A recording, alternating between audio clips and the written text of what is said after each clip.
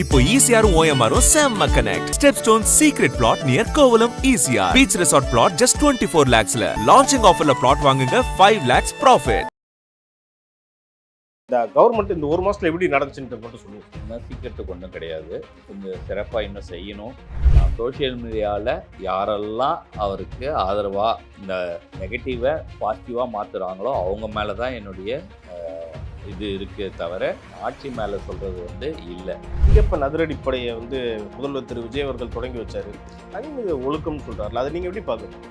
இந்த தனிமனித ஒழுக்கம் முதலமைச்சர் சொன்னது அவங்க கட்சிக்காருக்கு முதல்ல அவர் இம்ப்ளிமெண்ட் பண்ணிடணும். இது கட்சியாக நீங்கள் பேசக்கூடாது. நீ திமுக விஷயம் வரும்போது கூட 1.5 கோடி பேர் அவன் கட்சியில் இருக்கானா, எங்கே ஒரு மூலையில் ஒருத்தர் செய்கிற தப்புக்கு எப்படி திமுக கட்சி பொறுப்பாகும்? தலைவரே மொத்த கட்சிக்காரனுமே இப்படி தான் எப்படியே பொறுப்பாகும்? தலைவரே இப்படி தான் எப்படி பொறுப்பாகும்? தொண்டர்கள்ன்ற போர்வையில் சோஷியல் மீடியாவில் பண்ணுற அலப்பறைகள், அதை தான் நான் கண்டிக்கிறேன். அதை நீங்கள் பண்ணும் போது நீங்கள் இதுக்கு எதிர்ப்பு நான் உங்ககிட்ட எதிர்ப்பெல்லாம் கொடுக்க முடியாது. உங்கள் தலைவரை தான் நான் எதிர்க்க முடியும். உங்கள் தலைவர் குறைய தான் சொல்ல முடியும். முன்னாள் முதல்வர் திரு ஸ்டாலின் அவர்கள் சொல்லியிருந்தாரு, இந்த ஆட்சி 3 மாதம் கூட தாக்கு பிடிக்காதுன்னு சொல்றாரு. இது எப்படி சார் பார்க்குறீங்க? அதை அவர் தவிர்த்து இருக்க வேண்டியது. முடிஞ்சால் செஞ்சு பாருங்கன்னு நானே சொல்லுவேன். திமுகவும் அதிமுக சேரும் போது அதிமுகவை கூட இதில் கண்டித்தோம். அதிமுக திமுகவை எதிர்த்து வந்த கட்சி. ஆனால் நீங்கள் இதை செய்யலாமான்ற வரைக்கும் நம்ம இதை பேசியிருக்கோம். அப்படி இருக்கும் போது அவங்க ஆட்சியை அவங்க பண்ண விடுங்க. அவங்க பாட்டு செய்வாங்க, நீங்கள் பண்ண விடுங்க. நீங்கள் யாரும் விடுறதுக்கு? அது நடக்கும். பர்சனல் வெஞ்சன்ஸ் அது திரு விஜய் அவருக்கும் இருந்திருக்கு, உதயநிதிக்குமே இருந்திருக்கு. 2 பேருக்குள்ளே ஒரு கிளாஷஸ் நடந்திருக்கு. அதெல்லாம் வேற. இன்னைக்கு ஆட்சிக்கு வந்த பிறகு விஜய் அவர்கள் சிஎம்மாக என்ன பண்ணுறாருன்னா நம்ம பார்க்கணும். உதயநிதி நீங்கள் இன்னும் அந்த எண்ணத்திலேயே பண்ணக்கூடாதுன்னு நீங்கள் நினச்சிங்கன்னா அது தவறாக இருக்கும். நீங்கள் ஒரு சிறந்த எதிர்க்கட்சி தலைவராக செயல்படுங்க. ஆட்சியை கவுத்துருவோன்ற மேட்டரில் எனக்கு ஒரு பயம் இருக்குது. திருமாவளவன் கம்யூனிஸ்ட் கட்சி ஆதரவு கொடுத்ததுலேருந்து இதில் 2 விஷயம். ஒன்று திமுக சார்பாகவே வந்தாங்களா, இல்லை இவங்க சுயநலத்துக்கு வந்தாங்களான்னு. இன்றைக்கி ஊழல் கிடையாதுன்னு முதல் நாளே இவங்களாம் செய்ய முடிஞ்சுதா? எல்லா டிபார்ட்மெண்ட்லேயும் அதை நீங்கள் பெருமையாக தானே பேசுகிறீங்க. அப்போ எப்படி ஒரே நாளில் லா அண்ட் ஆர்டரை கண்ட்ரோல் எடுக்க முடியல? ஒரு மாதத்தில் ஊழல் கொஞ்சம் குறைஞ்சிருக்குன்னு அவர் சொல்கிறதுக்கான ஊழல் குறைஞ்சிருக்கு. அதை தான் நான் திருப்பி சொல்கிறேன். நீ அதை மட்டும் நீங்கள் முதல் நாளே பண்ணிட்டேன், இன்றைக்கி அது பெருமையாக நம்ம பேசுகிறோம்லன்றேன். நானே சொல்கிறேன், ஆமாம் ஊழல்கள் குறைஞ்சிருக்குன்றதால இப்போதைக்கு எதுவுமே இல்லைன்னு கூட சொல்லலாம். தாவேகா தரப்புல இப்போ இந்தியா கூட்டணியில் சேரணுமா அப்படின்ற ஒரு விஷயத்தை அவங்க யோசிச்சுட்டு இருக்காங்க. ஏன் சேர மாட்டாங்கன்ற காரணம் உங்களுக்கு தெரியுமா? இங்கே காங்கிரஸுடைய ஆதரவு தேவைப்பட்டது. அதுக்கு அவங்களுக்கு தேவையான அமைச்சராக கொடுத்துட்டோம், எம்பியும் கொடுத்துட்டோம். அது டிஃப்ரெண்ட். நம்ம ஃப்யூச்சரில் இவங்க கூட்டணி நமக்கு இங்கே பலமாக இருக்குமா பலமாக இல்லையா அப்படின்றத பொறுமையாக முடிவு பண்ணலாம். அன்றைக்கி அவசரமாக தேவைப்படுறதுனால எடுத்த முடிவாக இருக்காது. இது பொறுமையாக நிதானம். இதுக்கு இப்போ அவசரம் இல்லை, ஏன்னா 3 வருஷம் இருக்குது. என்ன வேணும் ஸ்கூலுக்கு, எல்லாமே இங்க இருக்கு. Super Saravana stores, Chennai, Madurai, Kovai.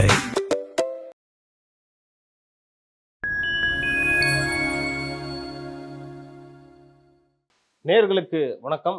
இன்றைய சீக்கடாக் நிகழ்ச்சியில் பல்வேறு அரசியல் மற்றும் சமூக நிகழ்வு குறித்து உங்கள் சீக்கையோடு பேசவிருக்கிறோம். வாருங்கள், நிகழ்ச்சிக்குள் செல்லலாம். சார் வணக்கம். சார் வணக்கம் சார். தாவேகா ஆட்சி அமைஞ்சு இன்னையோட 1 மாதம் ஆகுது சார். நம்ம இன்னைக்குள்ள டாபிக் பல விஷயம் நம்ம பேச தான் போகிறோம். சுருக்கமாக இந்த கவர்மெண்ட் இந்த 1 மாதத்தில் எப்படி நடந்துச்சுன்னு மட்டும் சொல்லுங்கள். என்னுடைய வாழ்த்துக்கள் இந்த கவர்மெண்ட்டுக்கு. சுருக்கமாக என்ன நடந்துச்சு அப்படின்றத விட ஓகே, நம்ம இது விமர்சிக்கிறதுக்கு ஒன்றும் கிடையாது. வாழ்த்துக்கள். கொஞ்சம் சிறப்பாக இன்னும் செய்யணும் அப்படின்றதுக்கு. இப்போ இருக்கிற அமைச்சர்கள், புது அமைச்சர்கள் எல்லாம் சீக்கிரமாக ட்ரெயின் ஆகி கொஞ்சம் வெளியில் அடுத்தடுத்த டெவலப்மெண்ட்குள்ளே நோக்கி போகணும். இப்போ அவங்க எல்லாரும் கேட்குற மாதிரி அந்த 6 மாத காலம் நம்மளே ஏற்கனவே சொல்லியிருந்தோம். அந்த 6 மாத காலம்னு இப்போ என்ன ஆக்கிட்டாங்கன்னா நம்ம மேலே பிராண்ட் ஆக்கிட்டாங்க. நம்ம என்னமோ குறை சொல்லிகிட்டு இருக்கு.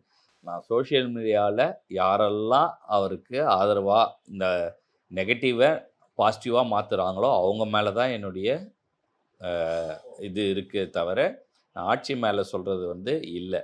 நீங்கள் இது பண்ணால் அங்கே ரிஃப்ளெக்ட் ஆகும். நீங்கள் இதை பண்ணலைன்னா அவர் பாட்டு 6 மாதம் பொறுமையாக எல்லாத்தையும் சரி பண்ணி அவர் பாட்டு அவர் வேலை செய்வார் அப்படின்றதோட சேர்த்து நம்ம இதை வாழ்த்துக்களோட நிகழ்ச்சி போகலாம். Okay sir. நேற்று சிங்கப்பன் அதிரடிப்படையை முதல்வர் திரு விஜய் அவர்கள் தொடங்கி வச்சார். அதுக்கப்புறம் ஒரு பெரிய ஸ்பீச் ஒன்று கொடுத்துருந்தாரு. அதில் எனக்கு ஒரு விஷயம் முக்கியமாக பார்க்கப்பட்டுச்சு சார். இந்த தனிமனித ஒழுக்கம்னு சொல்கிறாருல, அதை நீங்கள் எப்படி பார்க்குறீங்க? இல்லை, அது சரிதானேப்பா. இப்போது இதை நம்ம பல தடவை சொல்லிட்டோம். என்ன அப்படின்னா, ஒரு கட்சிக்காரன், அதாவது ஒரு மனிதன், ஒரு பையன் தப்பு பண்ணுறான்.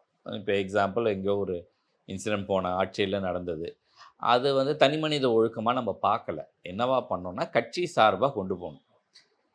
அதிமுக காரங்க மட்டும் அதை பண்ணாங்களா அப்படின்னா இல்லை, டிவிகே காரங்களும் பண்ணாங்க. அவங்களுடைய ரெக்கார்டு அவங்களதுலேயே இருக்கும். அவங்கள போய் பார்த்துக்கலாம், நம்மக்கிட்ட விளக்கெல்லாம் கேட்க வேண்டாம். சரியா? இப்போது உங்களுக்கு நடக்கும்போது அதே போல் இவங்க சொல்கிறாங்க. நம்ம முதல்ல இருந்த 2 பேருக்குமே சொன்ன ஒரே விஷயம், இது கட்சியாக நீங்கள் பேசக்கூடாது.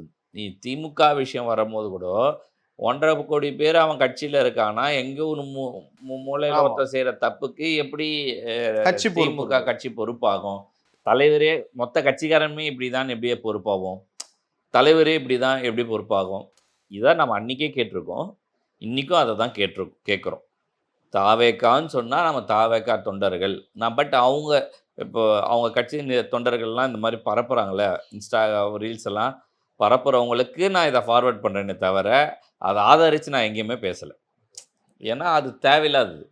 அது அங்கே தனி மனித ஒழுக்கம். இந்த தனி மனித ஒழுக்கம் முதலமைச்சர் சொன்னது வந்து அவங்க கட்சிக்காருக்கு முதல்ல அவர் இம்ப்ளிமெண்ட் பண்ணிடணும். புரியுதா? அந்த தனி மனித ஒழுக்கம் அங்கே ஆரம்பிக்கிட்டோம். அதுக்கப்புறம் ஏன்னா மொத்தம் 8 கோடி பேரில் 1.25 கோடி நம்ம கூட இருக்காங்களே, அதில் தொண்டர்களே எல்லாரும் இல்லைன்னு வச்சுக்கோ. ஒரு 1 கோடியிலேருந்து 1.25 கோடி பேர் தொண்டர்களாக இருக்காங்கன்னு வச்சுக்கலாம். அந்த தொண்டர்களுக்கு முதல்ல அவர் வந்து தனி மனித ஒழுக்கத்தை கற்றுக் கொடுக்கணும். கற்றுக் கொடுத்துட்டு சொல்லி அவங்க எல்லாம் இப்படி நடக்கணும். நான் ரியாக்ட் பண்ணதே அப்படி தான். ஒருத்தன் தப்பு பண்ணான்னா நான் சொல்கிறேன், ஒரு பெண்ணுக்கு இதை நான் அனுப்புகிறேன், ஒரு கட்சிக்காரனை. பழையசெல்லாம் நம்ம பேசக்கூடாது, இன்றைக்கி என்ன நடக்குதுன்னு நம்ம பார்க்கணுன்னு அந்த ஆளை பற்றி ஒரு பெண் டிவிகே தொண்டர் சொல்கிறாங்க. அந்த அலிகேஷன் இருக்கிற ஆளும் டிவிகே தொண்டர் தான். புரியுதா? சொல்லி அடுத்து இன்றைக்கி கரண்ட்லேயே அவர் இப்படி தான் இருக்கிறாருன்னு ஃபோனில் வேறு ஒருத்தர்கிட்ட பேசுகிற வாய்ஸ் ரெக்கார்ட் ரிலீஸ் ஆகுது. அது அனுப்பின உடனே நான் அது சொல்லும் போது, இந்த மாதிரி நீங்கள் சப்போர்ட் பண்ணுறதுனால தான் உங்கள் கட்சி நீங்களே குழி தோண்டி புதைக்க போகிறீங்க பாருங்கள், இதை தான் நான் எதிர்க்கிறேன்னு சொல்லிவிட்டு மறுநாள் இந்த வாய்ஸ் ரெக்கார்டை அனுப்புகிறேன். அனுப்புனானே இது தப்பு தான். அப்போது நீங்கள் தப்பு தான் ஒருத்தனை ஒத்துக்கிறதுக்கு நம்ம உட்காந்து வேலை பார்க்கணும். எப்படி? இது எதுக்கு நமக்கு? இதுதானே நம்ம வேலை. 8 கோடி பேருக்கு நல்லது என்ன, தமிழ்நாடு வளர்ச்சிக்கு என்ன, இதை பேசுறது நம்ம வேலை. எனக்கே இதுக்கு அசிங்கமாக இருக்குது. இதே போக்கிலே டெய்லி பேசிகிட்டு இருக்கிறது நமக்கே அசிங்கமாக தான் இருக்குது. நான் சொல்கிறது தொண்டர்கள்ன்ற போர்வையில் சோஷியல் மீடியாவில் பண்ணுற அலப்பறைகள், அதை தான் நான் கண்டிக்கிறேன். அதை நீங்கள் பண்ணும் போது நீங்கள் இதுக்கு எதிர்ப்பு நான் உங்ககிட்ட வந்து எதிர்ப்பெல்லாம் கொடுக்க முடியாது. உங்கள் தலைவரை தான் நான் எதிர்க்க முடியும். உங்கள் தலைவர் குறைய தான் சொல்ல முடியும். நீங்கள் விடுங்க, 6 மாதம் யாரும் குறை சொல்ல மாட்டாங்க. நீங்கள் இந்த போன சோஷியல் மீடியாவில் போன தடவை யாரெல்லாம் இவங்களுக்கு சப்போர்ட் பண்ணாங்களோ 50-60% இப்போ மாட்டாங்க. நீங்களே போங்க, அதில் அட்வொகேட்னு ஒருத்தர் இருப்பார்.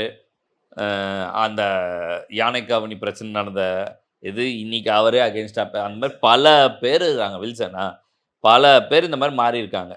இப்போ ரீசன்ட் வீடியோஸாக போய் பாருங்கள்.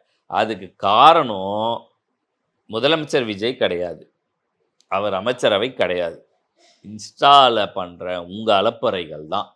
நீங்கள் நிறுத்துங்க. அவருக்கு 6 மாதம் நேரம் நல்லாவே செய்வார். 6 மாதம் இல்லை, 5 ஆண்டு காலம் அவர் ஆட்சி பண்ணுறதுக்கு வாய்ப்பு இருக்குது. அது போவாங்க, அதில் எந்த பிரச்சனையும் இல்லை. அடுத்தபடியாக முன்னாள் முதல்வர் திரு ஸ்டாலின் அவர்கள் சொல்லியிருந்தார், இந்த ஆட்சி 3 மாதம் கூட தாக்கு பிடிக்காதுன்னு சொல்கிறாரு. இது எப்படி சார் பார்க்குறீங்க? அதை அவர் தவிர்த்து இருக்க வேண்டியது. முடிஞ்சால் செஞ்சு பாருங்கன்னு நானே சொல்லுவேன்.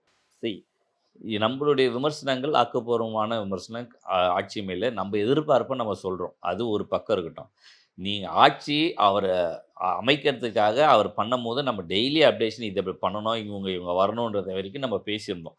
திமுகவும் அதிமுக சேரும் போது அதிமுகவை கூட இதில் கண்டித்தோம். அதிமுக திமுகவை எதிர்த்து வந்த கட்சி. ஆனால் நீங்கள் இதை செய்யலாமான்ற வரைக்கும் நம்ம இதை பேசியிருக்கோம்.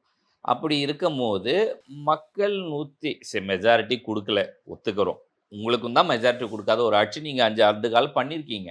அப்போ அவங்க பண்ணட்டும். மெஜாரிட்டியே இல்லை, என்னது மந்திரி சபையில் நீங்கள் பங்கும் கொடுக்கல, நீங்களே 5 வருஷம் ஆட்சியை பண்ணிட்டீங்க. 96 108. ஆமாம், இவங்க பண்ணட்டும். உங்களுக்கு என்ன பிரச்சனை? நீங்கள் ஏன் அதை வந்து இது நீங்கள் பண்ணும் போது அது பேக் ஃபயர் தான் ஆகும். அவங்க ஆட்சியை அவங்க பண்ண விடுங்க, அவங்க பாட்டு செய்வாங்க. நீங்கள் பண்ண விடுங்க. நீங்கள் யார் விடுறதுக்கு? அது நடக்கும். தானா நடக்கும். ஒரு விமர்சனத்தை வைங்க, எதுக்கு இவ்வளவு பெரிய இது? விமர்சனம் அது இப்போ சீக்கிரமா அவர் தான் 6 மாசம் வரைக்கும் இதை பண்ண மாட்டேன்னு சொல்லிட்டாரு, அதனால இதை சொல்றாங்க. சி இப்போ ஒரு டக் ஆஃப் உள்ள பர்சனல் வெஞ்சன்ஸ் அது வந்து திரு விஜய் அவருக்கும் இருந்திருக்கு, உதயநிதிக்குமே இருந்திருக்கு. 2 பேருக்குள்ளே ஒரு கிளாஷஸ் நடந்திருக்கு, அதெல்லாம் வேற. இன்னைக்கு ஆட்சிக்கு வந்த பிறகு விஜய் அவர்கள் சிஎம்மா என்ன பண்ணுறாருன்னு தான் நம்ம பார்க்கணும். உதயநிதி நீங்கள் இன்னும் அந்த எண்ணத்திலேயே பண்ணக்கூடாதுன்னு நீங்கள் நினச்சிங்கன்னா அது தவறாக இருக்கும். நீங்கள் ஒரு சிறந்த எதிர்க்கட்சி தலைவராக செயல்படுங்க. உங்களுடைய ஸ்பீச் உண்மையிலே நல்லா இருந்துச்சு சட்டசபையில். அதை விட்டுட்டு பின் வாசல் வழிக்கா இந்த ஆட்சியை கவுத்துருவோம், எனக்கு இந்த ஆட்சியை கவுத்துருவோன்ற மேட்டரில் எனக்கு ஒரு பயம் இருக்குது. திருமாவளவன் கம்யூனிஸ்ட் கட்சி ஆதரவு கொடுத்ததுலேருந்து இதில் 2 விஷயம். ஒன்று திமுக சார்பாகவே வந்தாங்களா, இல்லை இவங்க சுயநலத்துக்கு வந்தாங்களான்னு. ஏன்னா அதிமுக வந்துட்டா இவங்களுக்கு வாய்ப்பு இல்லாமல் போயிடும். ஏன்னா அப்போ அந்த 25 இப்போது தன்னை சவுசங்கர் சொன்ன மாதிரி 25 பேர் 15 மினிஸ்டர்ஸ் தரேன்னு சொன்னும் போது அதுக்கப்புறம் இவங்களுக்கு போனால் அந்த மினிஸ்டர் வாய்ப்பு கிடைக்காது. ஸோ இவங்க என்ன பண்ணுறாங்க, முன்னாடி உஷாராக போய் துண்டு போட்டாங்க. இதுதான் ரியாலிட்டி.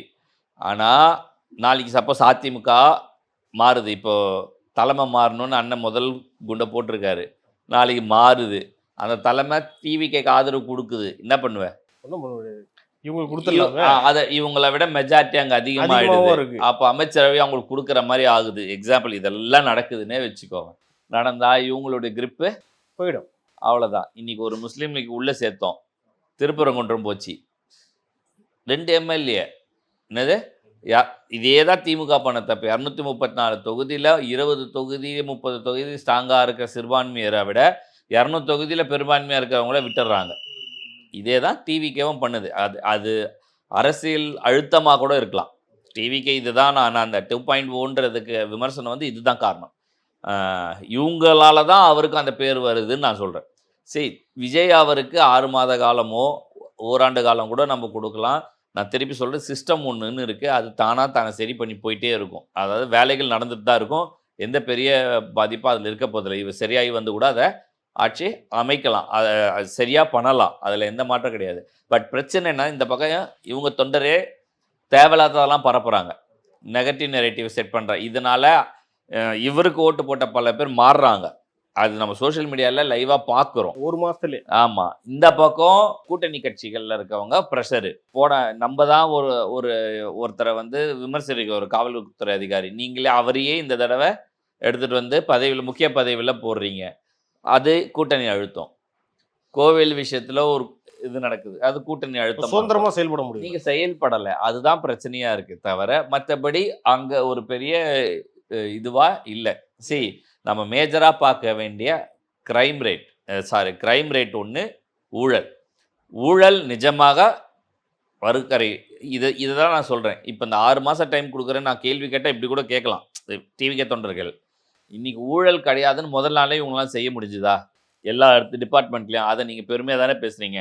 அப்போ எப்படி ஒரே நாளில் லா அண்ட் ஆர்டரை கண்ட்ரோல் எடுக்க முடியல? ஆனால் நேற்று அன்புமணி சொல்கிறாரு சார், இந்த 1 மாதத்தில் வந்து ஊழல் கொஞ்சம் குறைஞ்சிருக்குன்னு அவர் சொல்கிறதுக்கான ஊழல் குறைஞ்சிருக்கு. அதை தான் நான் திருப்பி சொல்கிறேன். நீ அதை மட்டும் நீங்கள் முதல் நாளே பண்ணிட்டேன், இன்றைக்கி அது பெருமையாக நம்ம பேசுகிறோம்லன்றேன்.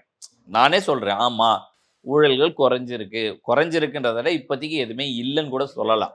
ஓகேவா? 90% இல்லை, அந்த 10% சொல்கிறது கூட அதிகாரிக மட்டத்திலேருந்து போகலாம். சில கருப்பாடுகள், அதை கருப்பாடுகள்னு சொல்கிறத விட சில தாவைக்காவனருக்கு ஆசைகள் இருக்கிறவங்க இருக்கலாம், அவங்க அது போக சரியாகும். அதை மேலிடத்துலேருந்து அவங்க மேலே நடவடிக்கை எடுத்தாங்கன்னா அதெல்லாம் சரியாகும். பட் இது அப்படி இல்லை. நான் அதை தான் சொல்கிறேன். நீங்கள் விமர்சனம் வைக்கும் போது டைம் கொடுங்கன்றீங்க, பாராட்டும் போது டைம் கொடுங்கன்னு கேட்க மாட்டேன்றீங்க. நீங்கள் உடனே பாராட்டுறீங்க, ஒரு 56 வருஷத்துக்கு பஸ்ஸே ரூட்டே இல்லை கொடுத்துட்டாங்கன்னு பெருமை பேசுகிறீங்க. அதுக்கான ஜியோ பாஸ் ஆனது எப்போ, நடந்தது எப்போ, அதெல்லாம் நம்ம மறந்துடுறோம். அது போன ஒரே நாளில் இன்னைக்கு நேற்று நினச்சி இன்னைக்கு நடந்துச்சா அப்படிலாம் கவர்மெண்ட்ல கூட ஜியோ அது போன கவர்மெண்ட்லேயே நடந்து வந்தது. அந்த ஊர் மக்கள் கூட முன்னாள் எம்எல்ஏக்கு நன்றி தெரிவிச்சிருக்காரு. ஸோ இது நடந்துச்சுன்றதை அவர் பதிவு பண்ணுறாங்கன்றது. இது நான் தப்பு சொல்ல. இப்போ அந்த பெருமையை நம்ம உடனே எடுத்துக்கிறோம்ல, அப்போ குறையும் நம்ம எடுத்தாதான் சரி பண்ண முடியும். நீங்கள் அதை தான் சொன்னேன், நான் ஒரே ஒரு நாள் ஒரு ஸ்டேட்மெண்ட் இப்போ நேற்று பேசினது கூட அவ்வளோ ஹார்ஷாக நான் பார்க்கவே இல்லை. விஜய் அவர்கள் அவர் சொன்னது வந்து எல்லாமே இதை நான் அப்படியே விட்டுருவேன், ஜஸ்ட் லைக் தட் விட்டுருவேன்னு நினச்சிடாதீங்க. கடுமையான இருக்கும்னா என்னன்னா சட்ட பிரகாரம்னு. என்ன சட்ட பிரகாரம்? நான் மதுரை வாயில் இன்சிடென்ட் ஒருத்தனை சொல்லியிருக்கேன். சட்ட பிரகாரம் போவேன். அவன் என்ன நடந்தது? இன்னைக்கு வெளியே தான் இருக்கான். இப்போ 2 மாதத்துக்கு முன்னாடி போன ஆட்சியில் நடந்தது. இந்த 2 மாதத்துல ஜட்ஜ்மெண்ட் வந்துச்சு. இப்போ இவங்க நீங்கள் 2 மாதம் ஜட்ஜ்மெண்ட் இதோட முடிஞ்சிடும். 6 மாதம் கழிச்சு அவன் உள்ளே இருக்கானா வெளியே இருக்கானு உனக்கு எனக்கு தெரியுமா? தெரியாது. அது யார் பார்க்கறது? அவன் மேல்முறையீடுன்னு போவான். இவங்க இதை விட்டுட்டு போயிடுவாங்க. ஏன்னா அன்றைக்கி அந்த டைம் லைம் லைட்டான நியூஸ்ன்றதுனால அது பின்னாடி தொங்குவாங்க. அதுக்கப்புறம் பல லைம் லைட் நியூஸ் வரும், இதை விட்டுருவாங்க. கவர்மெண்ட் தரப்புல ப்ராப்பராக வாதம் அதுக்கு சில பயம் வர மாதிரியான சட்டங்கள் வரணும் அப்படின்றது தான் நம்ம பேசுகிறோம். அந்த மாதிரி பனிஷ்மெண்ட் பண்ணப்படுவாங்கன்ற ஒரு பயம் வந்து அவங்க பண்ண மாட்டாங்க. ஓகே சார், நீங்கள் வந்து முன்னாடியே ஒரு விஷயத்த சொன்னீங்க, தாவேகா அரசுக்கும் திமுக அரசுக்கும் பெரிய வேறுபாடு இல்லைன்னீங்க. ஆனால் தாவேகா தரப்புலேருந்து இப்போ இந்தியா கூட்டணியில் சேரணுமா அப்படின்ற ஒரு விஷயத்த வந்து அவங்க யோசிச்சுட்டு இருக்காங்க. ஏன் சேர மாட்டாங்கன்ற காரணம் உங்களுக்கு தெரியுமா? அவங்க வந்து இதோடைய வெற்றி வாய்ப்பு எப்படி இருக்குன்னு அனலைஸ் பண்ணி சரியா இல்லையான்னு முடிவு பண்ணிட்டு பண்ணுறதுக்கான வாய்ப்பு இருக்குது. இங்கே காங்கிரஸுடைய ஆதரவு தேவைப்பட்டது. அதுக்கு அவங்களுக்கு தேவையான அமைச்சராக கொடுத்துட்டோம், எம்பியும் கொடுத்துட்டோம். அது டிஃப்ரெண்ட். நம்ம ஃப்யூச்சரில் இவங்க கூட்டணி நமக்கு இங்கே பலமாக இருக்குமா பலமாக இல்லையா அப்படின்றத பொறுமையாக முடிவு பண்ணலாம். அன்றைக்கி அவசரமாக தேவைப்படுறதுனால எடுத்த முடிவாக இருக்காது. இது பொறுமையாக நிதானம். இதுக்கு இப்போ அவசரம் இல்லை. ஏன்னா 3 வருஷம் இருக்குது. 29 தான் தேர்தல். அதனால் அப்போ ஒரு 6 மாதத்துக்கு முன்னாடியே பார்த்துக்கலாம். இப்போவே ஒட்டி உறவாடுறதுனால பிரயோஜனம் இல்லைன்னு அவங்களுக்கு தெரியுது. அதனால் அதை செய்கிறாங்க. அரசியல் கற்றுக்கிட்டாங்க. இதுலேருந்தே தெரியுது இல்லை சார்? ஏன்னா இன்னொரு விஷயம், நம்ம இப்போவே இந்தியா கூட்டணியில் சேர்ந்துட்டா பாஜக நமக்கு தேவையான நிதியை கொடுக்காதுன்ற விஷயத்தையும் அவங்க யோசிக்கிறாங்களோ? இருக்கலாம். நீங்கள் அதுக்கப்புறம் சேர்ந்துட்டா மட்டும் அடுத்த ஆட்சி இந்தியா கூட்டணியாக வரப்போகுது. வாய்ப்பு இல்லை. அவங்களுக்கான அது பலவீனமான கூட்டணிகள்லாம் சேர்ந்து ஒரு ஆட்சியாக தான் இருக்குது. அதை சரி பண்ணணும். அது சரியாகாத வரைக்கும் கஷ்டம். இப்போ நீங்கள் சப்போஸ் டிவிக்கே காங்கிரஸ் கூட இருக்குன்னு வச்சுக்கோங்க. இப்போ அந்த மொத்த அலைன்ஸில் இது டிவிக்கு எத்தனை சீட் நிற்கும்னு நினைக்கிறேன்? இப்போ நான் அடுத்த எலெக்ஷன்லையா 29ல் என்ன மிஞ்சி போனால் ஒரு அதே மாதிரி தான் 10 அது கொடுத்தாலே பெரிய விஷயம் தான் நான் நினைக்கிறேன். யார்? தமிழ்நாட்டில் தாவேகா. மொத்த தாவேக்கா அதிகபட்சம் 15 சீட்டுக்கு மேலே நிற்காது. தாவேக்கா நிற்காது. தாவேகா இருக்க 25 இவங்க பிடிவாங்க. உனக்கு எனக்கு பந்தயம். என்ன சொல்கிறீங்க? என்ன 10 சீட்டு திமுக கொடுத்துட்டான். உங்கள்கிட்ட அதே 10 சீட்டு வாங்க, நான் அதுக்கு எனக்கு 15 சீட்டு கொடுன்னு கேட்பேன். அன்னைக்கு தாவேக்கா ஒரு ஹையர் அப்பர் ஹேண்ட் எடுத்து நம்ம பார்கெயின் பண்ணலாம்ல. எப்படி எடுப்பாங்க பார்ப்போம். பார்கெயின் பண்ண எம்பியை விட்டு கொடுத்துட்டோம்ல. சரி, 3 வருஷமோ 2 வருஷமோ 1 வருஷமோ அது எம்பி தான். என்னது அதை கொடுத்துட்டோம்ல. இல்லை அன்னைக்கு சொல்லலாம்ல, உங்களுக்கு தான் அமைச்சரவையில் 2 கொடுத்துருக்கேன், இப்போ எம்பியும் நீங்கள் 15 கேட்டிங்கன்னா என்ன அர்த்தம் அப்படின்னு நாளைக்கு தாவேக்கா தரப்பு பேசலாம். சரி, திருமாவளவனுக்கு என்ன சொல்வீங்க? 2ஓட நிறுத்திடுவீங்க, 4ஓட நிறுத்திடுவீங்களா? அப்போ தாவேக்கா எவ்வளோதான் சார் இருக்கு முக்கியமான கட்சி? அது குறைய அது இந்த இதில் அது பிரச்சனை. கம்யூனிஸ்ட்டுக்கு 2 ஏற்கனவே கொடுத்தாங்க. அவங்க 4 நாளைக்கு கேட்பாங்க. என்ன பண்ணுவீங்க? கொடுத்து தான் ஆகணும்னு நிர்பந்தம் இருக்கலாம். அதுக்குள்ளே இவர் அதிமுகவுடைய தயவை எடுத்து சரி பண்ணிட்டாங்க. அது நாம் சொல்கிற மாதிரி நடந்ததுன்னா அது வேறு. ஓகேவா? பட் இப்போ இருக்கிற பிரகாரம் இந்த கூட்டணி இப்போ இருக்கிறது அப்படியே போச்சுன்னா இவங்க 15 சீட்டு கூட டிவிக்கு நிற்காது. எனக்கு அதெல்லாம் ஆதங்கமாக இருக்குது. ஏன்னா நான் திருப்பி சொல்கிறேன், இந்த வெற்றியோ இந்த பர்சன்டேஜோ டிவிகேக்கு மட்டுமே கிடைச்சது. எந்த ஒருத்தரும் இதை உருவாடுறதுக்கோ பங்கு போடுறதுக்கோ இதில் எந்த ஒரு தார்மீகமும் இல்லை, பொறுப்பு இல்லை. தமிழ்நாட்டு மக்கள் அதே மாதிரி கூட்டணி ஆட்சியை விரும்ப மாட்டாங்க. அது ரொம்ப அதனால தான் இவங்க யாருக்குமே கூட்டணி இது நேச்சுரலாக வந்தது கிடையாது. எது? இந்த அலைன்ஸ். ஆமாம், இது நேச்சுரல் அலைன்ஸும் இல்லை. இந்த அலைன்ஸை தான் இத்தனை சீட்டு வின் பண்ணுன்றதும் கிடையாது. அவங்க வின் பண்ணாங்க. இதில் அவங்க வந்து சேர்ந்துக்கிட்டாங்க. சரி, நீங்கள் சொல்கிற மாதிரி இப்போ அதிமுக நாளைக்கு தாவேகாவோட ஆதரவு வந்து இன்னொரு கவர்மெண்ட் ஃபார்ம் பண்ணுறாங்கன்னே வச்சுக்கோங்களேன். இவங்க எல்லாரும் கழட்டி விட்டுறாங்க. அப்போ நாளைக்கு அதிமுக எவ்வளோ சீட்டுக்கு கழட்டி விட மாட்டாருன்னு நான் நினைக்கிறேன். அதிமுகவுக்கு பிஜேபி விட்டு வெளியே வந்த கணக்காயிடும். திமுக பிஜேபி அலைன்ஸ் போகிறதுக்கு வாய்ப்பு அதிகமாகும். காங்கிரஸ் மேபி தனியாகவும் நிற்கலாம். அதிமுக டிவிக்கு கூட வந்துச்சுன்னா ஸ்வீப் எடுத்துட்டு அதுக்கப்புறம் யார் மத்தியில் ஆட்சி அமைக்கிறாங்களோ அப்போ முடிவு பண்ணலான்னு நடக்கலாம். ஸோ நான் தான் பிரைம் மினிஸ்டர் கேண்டிடேட்னு திரு விஜய் சொல்லலாம். தேர்ட் ஃப்ரண்ட்டுன்னு சொல்லி நான் தான் ஜெயலலிதா மாதிரி 2014 நான் தான் பிரைம் மினிஸ்டர் கேண்டிடேட்னு சொல்லி இங்கே நிற்கிறதுக்கான வாய்ப்பு 99% இருக்குது. அப்படி நடந்துச்சுன்னா மேஜரான 40 சீட்டுமே டிவிகே வின் பண்ணுறதுக்கான வாய்ப்பு. அதாவது டிவிகே ஏடிஎம்கே ப்ளஸ் இப்போ இருக்கிறவங்கள வெளியே அனுப்பாமல் ஓகே இந்த அலைன்ஸும் கூட சேர்த்துக்கிட்டா சேர்த்துக்கிட்டா ஃபைன் சார். பொறுத்திருந்து பார்ப்போம். அதெல்லாம் ஓகே. மறுபடியும் லோக்கலை பற்றி பேசலாம். இங்கே இருக்கக்கூடிய தாவேகா நிர்வாகிகள் இன்னும் பல விமர்சனங்கள் வந்து இவங்க வந்து திருந்தலையான்ற கேள்வி வருது. அரசு அந்த அலுவலகத்துலாம் போயிட்டு இவங்கள தன்னிச்சையாக ஆய்வு பண்ணுறதெல்லாம் நீங்கள் எப்படி பார்க்குறீங்க? ஆய்வு பண்ணக்கூடாதுன்னு சட்டம் இருக்குது. பண்ணுறது சட்டத்தை மீறிய குற்றம் தான். நீங்கள் முறைப்படி லெட்டர் கொடுத்து அப்ரூவல் வாங்கி தான் ஆய்வுக்குன்றது ஒன்று இருக்குது. அது நீங்கள் பண்ணலை அப்படின்னா கேட்டால் நாங்கள் லெட்டர் கொடுத்துட்டு போனால் அப்புறம் அது பேர் ஆய்வு இல்லைன்னு வைங்க. ஆனால் சிஸ்டம் அதானே சொல்லுது. இன்னொன்று, நீங்கள் ஆய்வு இங்கே ஒரு இடத்துல குறை இருக்குது தப்புன்னு தோணுச்சுன்னா நீங்கள் உங்கள் எம்எல்ஏக்கோ அரசு அதிகாரியோ புகார் தான் கொடுக்கணும். அதை கொடுத்து நீங்கள் சோஷியல் மீடியாவில் ரீல்ஸாக போடுங்க, வீடியோஸாக போடுங்க, எல்லாம் வேணால் போடுங்க கொடுத்துருக்கேன்னு. அவங்க போய் அது நடவடிக்கை எடுக்கட்டும். ஆனால் இவங்க போகிறது இது வந்து அரசாங்க ஊழியர்கள் ஒரு ஆட்சிக்கு எதிராக திரும்பி விட்டார்கள் என்றால் நீங்கள் எவ்வளோ பெரிய எம்ஜிஆர் இல்லை, எவ்வளோ பெரிய ஆள் அப்படியா இருந்தால் கூட இது கவிழ்வது நிச்சயம். ஸோ அரசு அதிகாரிகளை பகைக்காமல் ஜெயலலிதாவே அந்த ஸ்ட்ராங்காக எடுத்து பேக் அவுட் ஆனவங்க தான். ஸோ நான் பேக் அவுட் ஆகணும், அதுக்காக ஸ்ட்ராங்காக இருக்கக்கூடாதுன்னு சொல்லலை, ஸ்ட்ராங்காக தான் இருக்கணும். பட் இந்த மாதிரியான விஷயங்கள் வந்து ஒரு மனிதனை ஃப்ரஸ்ட்ரேஷன் ஆக்குது. இப்போது நம்ம ஆதரித்து பேசுகிற நமக்கே இவங்களோட கமெண்ட் நம்மளை பாதிக்கும் போது அவங்கெல்லாம் அரசு அதிகாரிகள் இருக்கும்போது நீங்கள் பண்ணுற விஷயம் வந்து அவங்கள வந்து ஒரு மாதிரி வெறுப்பேற்றி ட்ரிகர் பண்ணுது. அது அவாய்ட் பண்ணணுன்றது நான் டே ஒன்லேருந்து சொல்கிறேன். அது கேட்குறவங்க கேட்கட்டும், கேட்கலன்னா போட்டோம். இது வந்து ஃப்யூச்சரில் என்னைக்கா புரிய வரும்போது நான் என்றைக்குமே ஒரு விஷயத்தை நம்புகிறேன். நம்ம மனசாட்சி பிரகாரம் நம்ம சொல்கிறோம். அதை கேட்காம விட்டுறதோ கேட்குறதோ அவங்களுடைய விருப்பம். காலம் அதுக்கு பதில் சொல்லும். நம்ம இதில் எடுத்துகிட்டு வந்தால் இவன் அண்ணாமலைக்கு ஆதரவு, இவன் வந்து பிஜேபி ஆதரவு, இந்த முத்திரை கொடுத்து இது ஏதாவது திமுக காரம் பண்ணா இது இதை திமுக உடனே வந்தால் பிஜேபி பி டீமுன்னு வாங்க. நீங்களும் அதை தான் சொல்கிறீங்க. என்னது அண்ணாமலை வந்தால் பிஜேபி பி டீமுன்னுறீங்க. உங்களை தான் ஏன் பி டீமுன்னு சொன்னாங்கன்னா பதிலை காணும். உங்களை தான் ஃபர்ஸ்ட் சொன்னாங்கன்னா பதில காணும். செல்ல பிள்ளை அப்போ டெல்லிக்கு போயிட்டு வந்தாரு, ஆதவர்ஜுனா என்ன பண்ணிட்டு வந்தாருன்னு கேட்டால் தெரியல. புரியுதா? தயவு செஞ்சு இதெல்லாம் பேச வைக்கலாம். இதெல்லாம் கடந்த காலம். இன்னைக்கு எப்படி போகுது, இன்னைக்கு நம்ம எப்படி பண்ணுறோம், அவர் முதலமைச்சர் என்ன முடிவு பண்ணி எடுக்க போகிறாரு, அவருக்கு நான் பார்த்த வரைக்கும் லேர்ன் பண்ணிகிட்ருக்காரு, எல்லாம் ஒத்துக்கிறேன். என்னுடைய ஒரே ஒரு கோரிக்கையாவோ என்னுடைய ஒரே ஒரு கேள்வியாக இருந்தது லா அண்ட் ஆர்டர் மேட்டர் மட்டும்தான்.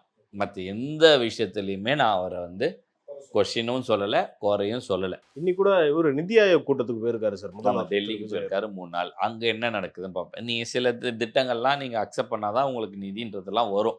அதை வச்சு அவங்க அரசியல் பண்ணுறாரா இல்லை இது சரி தவறுன்னு அதிகாரிகள் கூட டிஸ்கஸ் பண்ணிவிட்டு அதை முடிவு பண்ணுறாரான்றதை பார்ப்போம். அதே மாதிரி பேரிடர் மேலாண்மைக்கும் இப்போ 1000 கோடி ஒன்றிய அரசு கொடுத்துருக்கு சார். பார்த்தீங்களா? செங்கோட்டையன் கூட சொல்லியிருக்காரு. இப்போ பிஜேபி அரசு கேட்கறதுக்கு முன்னாடியே கொடுத்துருக்காங்க. அப்படி இந்த இது வர்றதுக்கு முன்னாடியே கொடுத்துருக்காங்க அப்படின்றது ஒரு பெரிய பாராட்டக்கூடிய விஷயமாக தான் நம்ம பார்க்கணும். அதை நீங்கள் எப்படி அரசியல் ஆக்காமல் பண்ணுறீங்கன்றதை நம்ம பார்க்கலாம். சரி, மத்திய அரசாங்கம் கிட்டேருந்து பணம் வாங்காமல் எந்த திட்டம் தமிழ்நாட்டில் நடக்காது ஒன்று. சரியா? அது இது எல்லாமே வாங்கி இங்கே வந்து ரீபிராண்ட் பேர் வச்சு தான் பண்ணிகிட்ருக்காங்க. சரியா? இப்போ இவர் சொல்லியிருக்கிறாரு இந்த மாதிரி என்னென்ன விஷயங்கள் நமக்கு தேவையோ கேட்டு வாங்கிட்டு செயல்படுங்கன்னு. அவங்க கண்டிப்பாக இதுக்கு அதுன்னு சொல்லுவாங்க. இதை நீங்கள் செயல்படுத்தணும், இதை பண்ணாதான் இந்த இது வரும். ஏன்னா அவங்க ஓவராலாக ஒரு ஆய்வு பண்ணி ஒரு ஒரு ஒரு ஒரு சிஸ்டம் பண்ணி அந்த சிஸ்டத்தை இம்ப்ளிமெண்ட் பண்ணோன்னு இந்தியா ஃபுல்லாக கொண்டு வரும்போது நம்ம மாற்றணும்னா அது எங்கே உங்ககிட்ட சொல்லி வாங்க முடியுமோ அங்கே பண்ண தான் செய்வாங்க. அதை பண்ணுறதும் அதிகாரிகள் தான். என்னது இங்கே வேணான்னு சொல்லி இவங்களுக்குன்னு ஒரு சிஸ்டத்தை கொடுக்குற பொலிட்டிக்கல் ப்ரெஷரை அக்செப்ட் பண்ணுறதும் அதிகாரிகள் தான். அதுக்கு எதிர்த்து உங்கள்கிட்ட இல்லை இது இப்படி பண்ணணும்னு சொல்கிறதும் அதிகாரிகள் தான். அங்கே பண்ணுறதும் அதிகாரிகள் தான். ஸோ அந்த வகையில் பார்க்குறப்போ தாவேக்கா ஒரு இணக்கமான உறவை தான் ஒன்றிய அரசு கூட பேணிக்கிட்டு இருக்குன்றதை நம்ம பணம் வேணும் இல்லைப்பா, வேறு வழியே கிடையாது. வேறு வழி. ஏன்னா கடந்த ஆட்சியில் வந்து பார்த்தீங்கன்னா திமுக தொடர்ந்து எதுக்கு எடுத்தாலும் ஒன்றிய அரசு நம்மளை வஞ்சிக்குது, பழி வாங்குது அப்படின்னு சொல்லிட்டு அந்த அந்த அரசியலை வந்து கைவிடுறது நல்லது. பணம் இல்லை, கைவிடுறதுன்றதெல்லாம் நம்ம சொல்கிறது இல்லை. அவங்களுடைய கட்சி கொள்கை, அவங்களுடைய கோட்பாடு, அவங்க என்ன பண்ணுறாங்களோ அவங்க பண்ணட்டும். தமிழ்நாட்டுக்கு என்ன தேவை அதை மட்டும்தான் நம்ம அல்டிமேட்டாக ஒரு நிதி வேணும். நிதி வேணும். அதுக்கு என்ன பண்ணுறீங்களோ நீங்கள் சாணதான பேத தண்டனை நம்ம ஆட்சி அமைக்க என்ன பண்ணுமோ அத்தனையும் நீங்கள் பண்ணுவீங்கன்னா பண்ணுங்க. அதுக்கு நம்ம ஆதரவு எப்பவுமே இருக்கும். நம்ம நீங்கள் சரின்னா சரி, தப்புன்னா தப்பு, அதாவது ஃபண்டு கொண்டு வர விஷயங்களில் பார்க்கலாம். Okay sir. நிறைவா ஒரு கேள்வி. தமிழ்நாட்டுடைய மிக மூத்த தமிழ் திரைத்துறையின் இயக்குனர் ஒருவர் பாரதி ராஜா இன்று காலமாயிட்டார். அவருக்கு நம்ம ஆழ்ந்த இரங்கல், அவங்க குடும்பத்தினருக்கும் நண்பர்களுக்கும் திரைத்துறையினருக்கும் நம்மளுடைய ஆழ்ந்த இரங்கலை தெரிவிச்சுக்கலாம். உங்களுடைய கருத்து என்ன சார், அவருடைய பார்வை? என்னுடைய ஆழ்ந்த இரங்கல் திரு பாரதி ராஜா. அதாவது ஸ்டூடியோக்குள்ளேயே படம் எடுத்துட்டு இருந்த காலத்தை வெளியிலையும் வந்து படம் எடுக்கலான்னு முதல்ல பிரேக் பண்ணவர் வந்து திரு பாரதி ராஜா தான். வயல் இந்த மாதிரி நிறைய விஷயங்கள் வந்து அவர் பண்ணியிருக்காரு. பொலிட்டிக்கலாகவும் சில இடத்துல அவர் சரியாக, அதாவது அந்த இலங்கை தமிழர் பிரச்சனைகளில் அது எல்லாமே பண்ணியிருக்காரு. இன்டைரக்டாக நிறையா ஒரு சார்பு அவர் எல்லா கட்சி சார்பாகவும் இருந்திருப்பார். நீ இந்த பக்கம் பார்த்தா அதிமுகவுக்கும் ஜெயலலிதாவோட நல்ல ரேப்பில் வந்திருக்காரு, கலைஞர் கூட ரேப்பில் வந்திருக்காரு. இன்றைக்கி இருக்கிற கடைசியாக சீமான் வரைக்கும் விஜயலட்சுமி பஞ்சாயத்து பண்ணி வைக்கிற அளவுக்கும் இருந்திருக்காரு. ஸோ அவருடைய வேலையை சரியாக சீரும் சிறப்பும் செஞ்சதாக நம்ம நினைக்கிறோம். அவருடைய மகன் அவர் காலத்தில் இழந்ததை வந்து அவருக்கு பெரிய ஒரு இழப்பு. அது மீறி அவர் இருந்து பண்ணியிருக்காரு. அது வந்து அவரை வாழ்த்துறதுக்கு நம்ம ஒன்றும் இல்லை. இந்த சங்கட இதில் நம்ம அவரை வணங்கி இந்த விஷயத்த ஆன்மா சாந்தி அடைய வணங்குகிறோம். நன்றி சார்.